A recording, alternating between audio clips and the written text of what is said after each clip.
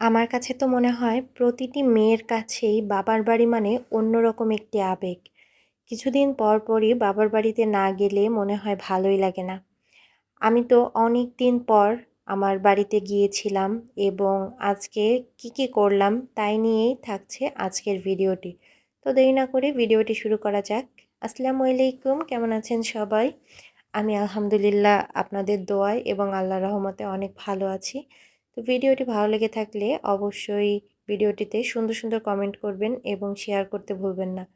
তো আমি ফার্স্টেই বাড়ি যাওয়ার জন্য চলে গিয়েছিলাম আমাদের শহরে।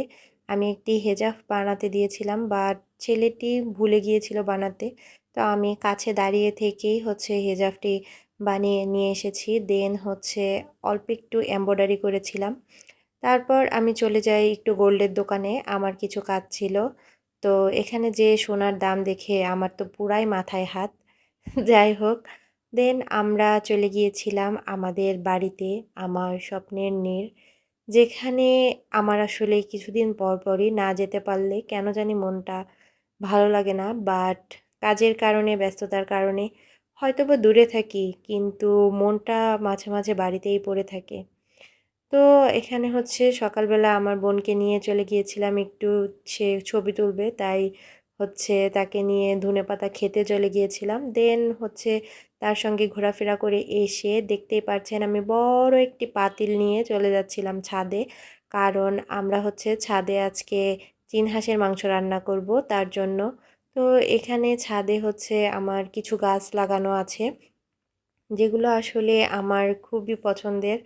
আমার দাদু ছাদে আমাদের জন্য বড়ই চোকাতে দিয়েছিল। আর এটি আমাদের লিচু গাছ। এটি অনেক পুরানো একটি লিচু গাছ। আমার মনে পড়ে যখন আমি ছোট ছিলাম, আমি ক্লাস 4-5 এ পড়তাম। তো তখন এই গাছটি এত বড় ছিল না, একটু ছোট ছিল।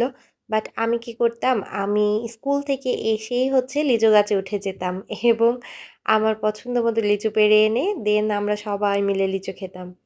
তো তারপরে আম্মু এখানে পাতিলে কিছুটা ছাই বলে এটাকে, ছাই মাখিয়ে নিচ্ছিল। কারণ এই চুলাগুলায় রান্না করলে মাটির পাতিলে যদি একটু ছাই না মাখানো হয় তাহলে আসলে পাতিলতে অনেক কালি পড়ে, যেটি পরে ক্লিন করা অনেক কষ্টকর। তো একটু ছাই মাখিয়ে নিলে তো পাতিলটা বেশি কালি পড়ে না এবং রান্না করতে সুবিধা হয়।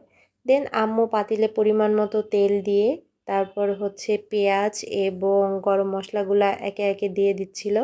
তারপর পেঁয়াজটি যখন বেরেস্তা হয়ে গিয়েছে, আম্মু এখানে মাংসের জন্য আর কি যে মশলাগুলা প্রয়োজন হয়, আপনারা সবাই জানেন।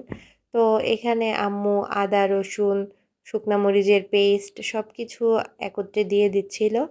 তারপর মশলাটাকে তেলের সঙ্গে বেশ একটু সময় নিয়েই এটি কষাতে হবে, যাতে মশলাটা থেকে তেল বের হয়ে আসে। এভাবে রান্না করলে কিন্তু সব মাংসের টেস্টই অনেক ভালো আসে। তো আমি এখানে তেলের সঙ্গে ফার্স্টে দেখলাম মশলাগুলা 5-6 মিনিট খুব সুন্দর করে ভেজে সামান্য একটু পানি দিয়ে আরও কিছুক্ষণ মশলাগুলাকে কষিয়ে নিয়ে তারপরে সব হাঁসের মাংসগুলা এখানে দিয়ে দিয়েছিল এবং এভাবেই কোনো পানি না দিয়েই অ্যাটলিস্ট আমি 30 থেকে 35 মিনিটের মতোই পাতিলটি ঢেকে দিয়ে মাংসগুলাকে আমি কষিয়ে নিয়েছি। এটাতে হয় কি, মাংসগুলা খুব সুন্দর সফট হয় এবং টেস্টটা খুব ভালো আসে।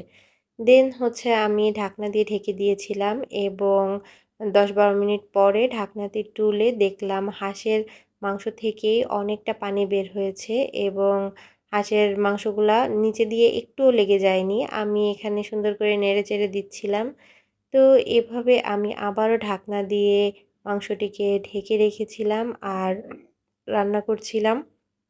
তো যখন মাংসটি প্রপারলি কষানো শেষ হয়ে যায় এবং দেখতেই পাচ্ছেন কালারটি খুবই সুন্দর এসেছে, তখন আম্মু এখানে কিছু আলু দিয়ে দিল। কারণ মাংস একটু আলু না হলে কিন্তু জমে না। যাই হোক, তো এভাবেই আর কি। তারপর দুপুরবেলা আম্মু এখানে বড়ই মাখিয়েছিল। আমরা এবং আমার এগুলো কাজিন, সবাই মিলে আমরা বড়ই খাচ্ছিলাম। দেন খাওয়া দাওয়া শেষ করে দুপুরবেলা আমরা নিচে আসলাম, দেখলাম আমার বোন গাছের মাথায় উঠে বসে আছে। সে এখানে বসে বসে নাকি দোল খাবে আম গাছে।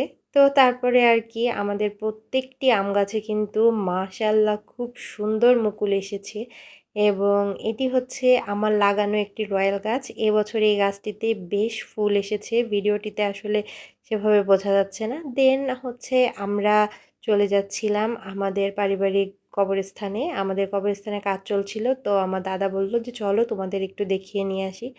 দেন আমরা একটু এখান দিয়ে ঘুরে গেলাম এবং অনেক ভালো লাগলো। এই ছিল আজকের দিনের ভিডিও। কেমন লাগলো অবশ্যই কমেন্ট করে জানাবেন।